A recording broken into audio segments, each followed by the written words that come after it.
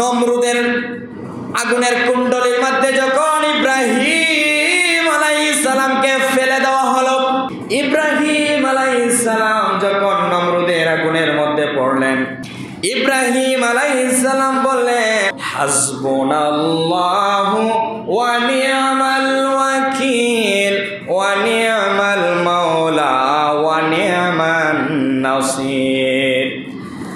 আগুনের মধ্যে যদি কাউকে ফেলে দেওয়া হয়, আগুনের কাজই হচ্ছে তাকে জ্বালিয়ে ফেলা। কিন্তু ইব্রাহিম আলাইহিস সালামকে যখন নমরুদের আগুনের মধ্যে ফেলে দেওয়া হলো, আগুনটা তো ইব্রাহিম আলাইহিস সালামকে ফুরে নাই, ইব্রাহিম আলাইহিস সালামের একটা ফসলকেও করতে পারে নাই, বরং ওই আগুনটা একটা ফুলের বাগান হয়ে গেল। বলেন সুবহানাল্লাহ। প্রশ্ন হলো, ইব্রাহিম আলাইহিস সালাম আগুনের মধ্যে যদি কাউকে ফেলে দেওয়া হয়, আগুনের কাজ হচ্ছে তাকে ফুরে ফেলা। কিন্তু আপনাকে নমরুদের তো বিশাল আগুনের মধ্যে ফেলে দেওয়া হইল, আপনার কিছুই হয় নাই, একটা ফসম আপনার পুড়ে নাই। এর কারণ কি? এর কারণ হচ্ছে একটাই, ইব্রাহিম আলাইহিস সালাম যে দোয়া করেছেন, আমার বংশ দিয়ে আপনি শেষ নবীকে দুনিয়াতে পাঠাইবেন। নমরুদের আগুনের মধ্যে যদি ইব্রাহিম আলাইহিস সালাম জ্বলে পুড়ে ছারখার হয়ে যায়, তাহলে আমার নবী কিভাবে ইব্রাহিমের বংশ দিয়ে আসবে? ইব্রাহিম আলাইহিস সালাম যদি সেখানে মারা যায়, আমার দয়াল নবী কিভাবে আসবে? ইব্রাহিম আলাইহিস সালামের কপালের মধ্যে তখন আমার আল্লাহ নূরে মুহাম্মদী বসাই দিলেন। ইব্রাহিম আলাইহিস সালামের কপালের মধ্যে যখন নূরে মুহাম্মদী বসাই দিলেন, নূরে মুহাম্মদীর সদকায়, রহমাতাল লিল আলামিনের সদকায়, রহমাতাল লিল আলামিনের রহমতের কারণে নমরুদের আগুনটা একটা ফুলের বাগান হয়ে যায়। সুবহানাল্লাহ।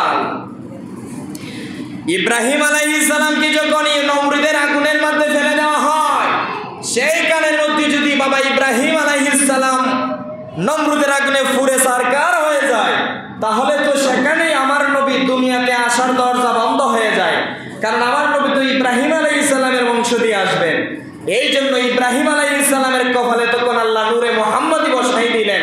নূরে মুহাম্মদীর নূরের সদকায় নমরুদের আগুন ফুলের বাগান হয়ে গেল। ইব্রাহিম আলাইহিস সালামের একটা ফসলও করতে পারে নাই।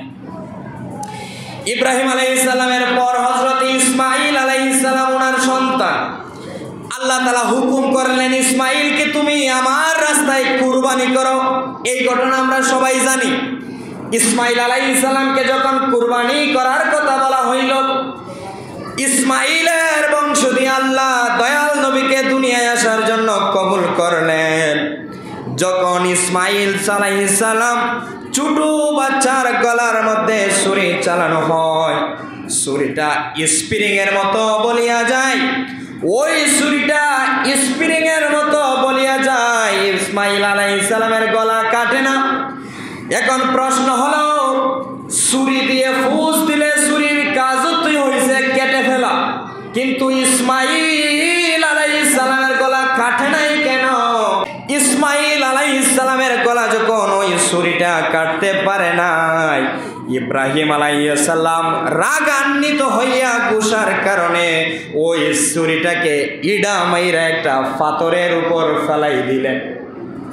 হযরত ইব্রাহিম আলাইহিস সালাম রাগের ছুটে, যে ছুরি আমার ছেলের গলা কাটতে পারতেছে না, এটা কেমন ছুরি? রাগে ছুরিটাকে উড়ায় মারলেন, একটা পাথরের উপরে গিয়ে পড়ছে। ওই ছুরিটা এত বেশি ধারালো ছিল, ওই যে পাথরটার উপরে পড়ছে, পাথরটা কেটে দুই টুকরা হয়ে গেছে। আল্লাহু আকবার বলে। ইব্রাহিম আলাইহিস সালাম ছুরির দিকে তাকায় বললেন, এই ছুরি, তুমি একটা পাথরকে দুই টুকরা করে দিতে পারছো, কিন্তু আমার ছেলে ইসমাঈলের গলাটা কি তুমি কাটতে পারো নাই? আমার ছেলের ইসমাঈলের গলা কি পাথরের চেয়ে আরো শক্ত? ওই ছুরির তখন মুখের মধ্যে কথা ফুটিয়া যায়। ওই ছুরি তখন বলে যে, ইব্রাহিম, তুমি আমাকে আদেশ করতেছো যে ইসমাঈলের গলা কাটার জন্য।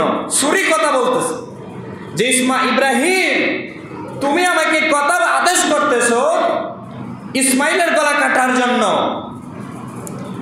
আর আমার আল্লাহ আমাকে নিষেধ করতেছে যে ইসমাঈল আলাইহিস সালামের গলা না কাটার জন্য। চিৎকার দিয়ে বলেন সুবহান। ছুরি বলতেছে আমি কারটা মানবো, আমি কি তোমারটা মানবো নাকি আমার আল্লাহরটা মানবো? এই জন্য আমি আমার আল্লাহরটা মেনে নিলাম। কিন্তু মুফাসসিরিনে কেরামগণ তাফসীর করেছেন, যেই সময় ইসমাঈল আলাইহিস সালামকে জবাই করার জন্য ইব্রাহিম আলাইহিস সালাম নিয়ে গিয়েছিলেন, ওই সময়ের মধ্যে আপনার নবী, আমার নবী, দয়াল নবী, রহমাতুল লিল আলামিনের নূর মুবারক তখন আমার আল্লাহ ইসমাঈল আলাইহিস সালামের কপালের মধ্যে বসাই দিলেন। সুবহানাল্লাহ।